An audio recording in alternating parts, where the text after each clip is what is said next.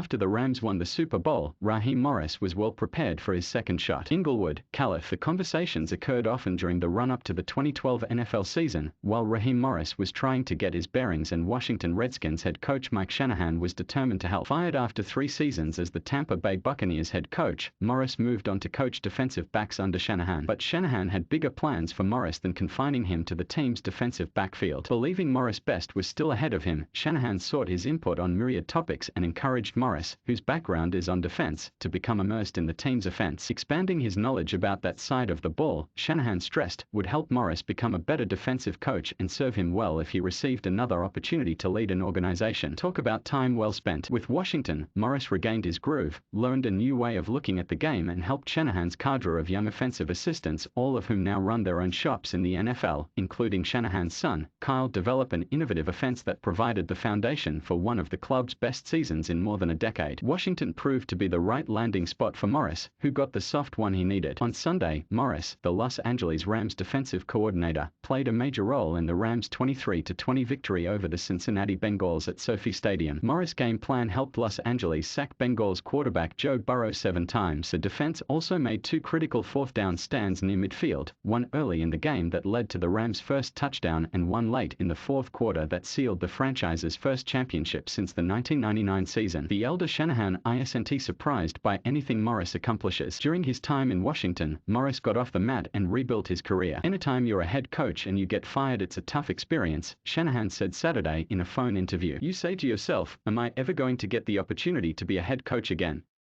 He had an opportunity, and it doesn't matter what happened, it didn't work out. We had that conversation. All that matters is what direction are you going to go? What are you going to do to make yourself the best coach possible, so that the next time you get an opportunity you're in the best position to succeed? Are you going to put in all the work it takes to do those things for yourself? And you know what? He took that and really ran with it. At one time, Morris, who's black, wasn't just one of the league's fastest rising minority assistant coaches, he was a rock star regardless of race. He had been an assistant on Tampa Bay's first Super Bowl championship team in 2002, 4 years after graduating from Hofstra, and in 2009, when the Buccaneers tapped him to lead them, he was the NFL's youngest head coach at only 32. After going 21-38 in 3 seasons, however, Morris was out in Tampa Bay and seeking to reclaim the coaching ladder. Early in their careers, Morris and Kyle Shanahan worked together as low-level Buccaneers assistants. To this day, they remain close. Always impressed by Morris, Mike Shanahan was eager to add him to his Washington staff. Part of Shanahan's desire to help Morris stemmed from the fact that he had already traveled the path Morris was then just beginning. In 1988, the then Los Angeles Raiders hired Shanahan, who was only 35, to be their on-field leader. To say the least, things didn't go well for Shanahan in that job. The Raiders fired him 4 games into his second season. Shanahan left the franchise with a record of 8-12. The requisite soul-searching followed. After that, I knew I needed to be prepared for anything, Shanahan said. I tried to learn every position as good as I possibly could learn it to where I could coach offense, defense, or special teams. When I talked to Raheem, I told him he was in a great position, which coaches normally don't have, working on the defensive side, to really spend a lot of time working with Kyle on offense and learning what all those offensive coaches do. I encouraged him to do it, and he jumped into it. John McDonnell, The Washington Post via Getty Images. Before the 2012 season, Kyle Shanahan, Washington's offensive coordinator, was busy devising a system to maximize the skills of rookie quarterback Robert Griffin III. Morris participated in many late-night brainstorming sessions at the team's headquarters in Ashburn, Virginia, during which Kyle Shanahan challenged his top lieutenants to think outside of the box. Very far outside. Besides Kyle Shanahan, the San Francisco 49ers head coach since 2017, the group also included Sean McVay, who became the Rams head coach in 2017, Matt LaFleur, hired in 2019 to lead the Green Bay Packers, and Mike McDaniel, who last week became the Miami Dolphins head coach. During those meetings back in the spring and summer of 2012, Morris provided a defensive perspective that proved to be invaluable in the offense Kyle Shanahan ultimately designed. Griffin was selected the Associated Press Offensive Rookie of the Year, and Washington won its first NFC East title since the 1999 season. Morris was even better at his day job. Following his lead, Washington's cornerbacks and safeties were at their best. He can motivate people very well, Mike Shanahan Shanahan said. Dingelo Hall can attest to that. Hall, formerly an NFL defensive back for 14 seasons, said Morris is second to none at inspiring players to reach higher X's and O's, especially at the NFL level. It's like everybody can get on the board and do that stuff. Everybody can show you how to play cover 2. Everybody can show you how to play quarters. But how do you communicate that message? That's the key, said Hall, a 3-time Pro Bowl cornerback. Just being around Ra, especially having the coaches I've had in my career, has a dude who knows how to communicate. And the thing is, a lot of people think he takes it easy on his players, but that's not it. He was one of the toughest coaches I've ever had. But I respected the advice and the constructive criticism from him because I knew he cared about me and wanted me to be the best player I possibly could. Among Washington's 2012 defensive backs, Hall wasn't alone in sharing a strong bond with Morris. Many of Morris' pupils from that team, including Hall, are still united with their former coach on a group text message thread. We consider ourselves family, Hall said. Raheem's in the group chat and we still communicate. That's just how it is. John McDonnell, The Washington Post via Getty Images. With their success during the 2012 season, Shanahan and his assistants appeared to be well positioned for some good years ahead in the nation's capital. However, Griffin suffered a serious knee injury. Owner Daniel M. Snyder fueled a rift between Griffin and the Shanahans, and Snyder fired Shanahan at the end of a disastrous 3-13 season in 2013. Morris remained on the staff for the 2014 season under new head coach Jay Gruden. Safety Ryan Clark, who played for Washington early in his career, returned to the team that year for his final NFL season. After 10 seasons in the league, Clark thought he had seen it all, but he had a new experience working with Morris. Raheem's ability to simplify things through communication is really second to none, said Clark, now an ESPN analyst. By the time I got to him, I was older. I'm in that last year, and I'm still learning things in new ways from Raheem. Morris left Washington and was reunited with Kyle Shanahan, then the Atlanta Falcons offensive play caller, in 2015. After Morris served as Atlanta's assistant head coach and defensive passing game coordinator for one season, he moved him to coach wide receivers. In 2016, the Falcons led the league in scoring with an average of 33.8 points and won the NFC Championship. Atlanta's offense thrived that season largely because of Morris' work with the team's wideouts. Morris took a different approach than most who coached the position. He pulled from what he knew best, defense, but also blended much of what he learned during those long days in Ashburn working with Kyle Shanahan, McVay, LaFleur, and McDaniel to help Griffin succeed as a rookie. Just as Mike Shanahan envisioned, Morris became an even better coach from his experience on offense with Washington. He did an awesome job, said Nick Williams, a wideout on the 2016 Falcons. He really broke down what the defense is trying to do to you. He wanted us to be open to rethinking some things, and everyone trusted him. The Falcons promoted Morris to defensive coordinator for the 2020 season. After a 0-5 start, club owner Arthur Blank fired head coach Dan Quinn and elevated Morris to the interim role. Morris interviewed to replace Quinn, but Blank hired Arthur Smith. McVay hired Morris to replace Brandon Staley, who became the Los Angeles Chargers head coach. In Morris' first season guiding the team's defense, the Rams gave up an average of 103.2 rushing yards to rank 6th in the NFL. The Rams also won the Super Bowl, so there's that. Gino Ferrazzi of Los Angeles Times via Getty Images. Despite his post-Buccaneers success, Morris still is awaiting his next opportunity to prove he can be a winning NFL head coach. After recently interviewing Morris for their opening, the Minnesota Vikings chose his Rams colleague, offensive coordinator Kevin O'Connell instead. With that, this coaching hiring cycle is finished. When comes in going to be absolutely ready because I've been able to learn from a bunch of different people, whether you're talking about Dan Quinn, whether you're talking about Mike Shanahan, whether you're talking about my interim role in Atlanta, and what I was able to learn from the Blank family and Rich McKee. Those are all the things that get you ready for those moments, Morris told reporters on Friday. Of the 9 openings for head coaches at the beginning of the cycle, 7, including the first 6, were filled by white coaches. Former Miami Dolphins head coach Brian Flores has filed a lawsuit against the NFL seeking class action status, alleging widespread racial discrimination in the NFL's hiring practices. In 2020, players who are black or African American accounted for 57.5% of players on NFL rosters. The number has been as high as 69.7%. Last week, Commissioner Roger Goodell acknowledged yet again that the NFL has a hiring problem for black employees in the NFL that has been painfully obvious for a long time, Hall said. You're talking about a guy who has shown he has the knowledge, is a great teacher, and a great communicator, Hall said. No disrespect to anyone, but it's just difficult to understand how another guy and Ra could both go into a room in front of the same people to present their case, and Ra isn't the one picked. To me, it's just mind-blowing. But that's the thing, the system is broken. Now 45, Morris is no longer a rising fresh face. place has an established coach who has nearly completed the long climb back up the ladder, but remains blocked from reaching the top rung. Mike Shanahan, for one, believes Morris' time will come again, and the team owner who partners with Morris will be pleased he did. "The sky's the limit for him," Shanahan said. "That next opportunity is going to come. I know it will." After bouncing back while with Washington, Morris is ready. He just needs an NFL team owner to believe likewise. Jason Reed is the senior NFL writer at The Undefeated. He enjoys watching sports, especially any games involving his son and daughter.